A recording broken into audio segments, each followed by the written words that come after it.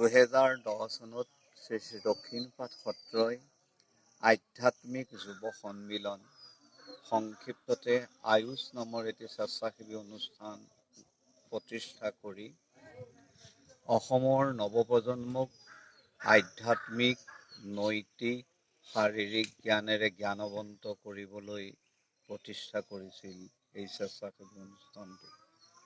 আজি এই স্বেচ্ছাসেৱী অনুষ্ঠানটোৰ একাদশ দিৱস প্ৰতিষ্ঠা দিৱসত অসম, অৰুণাচল, মেঘালয়ত অৱস্থান কৰি থকা সকলো আয়ুষৰ সদস্যলৈ আমি আন্তৰিক শুভেচ্ছা জ্ঞাপন কৰিছোঁ। সংখ্যা গণিতত একৰ অবিহনে যেনেকৈ সংখ্যা গণিতৰ অস্তিত্ব নাই, তেনেকৈ মানৱ জীৱনতো আধ্যাত্মিক জ্ঞানৰ ব্যতিৰেকে এজন সুস্থ সবল মানৱ হিচাপে পৰিচয় দিয়া অসম্ভৱ।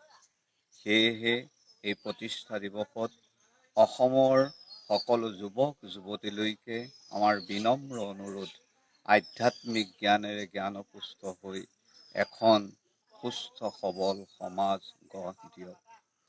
বৰ্তমান বিশ্বব্যাপী যি কৰোনাৰ ত্ৰাস চলি আছে, এই কৰোনাৰ ত্ৰাসত সকলোৱে নিজক সুৰক্ষিত কৰি ৰাখি সমাজৰ যি নীতি নিৰ্দেশনা পালন কৰি কৰোনাক বিশ্বৰ পৰা আঁতৰাওক, ইয়াকে মহাপ্ৰভুৰ চৰণত প্ৰাৰ্থনা জনাই আমি সকলোলৈকে বিনম্ৰ অনুৰোধ জনালোঁ।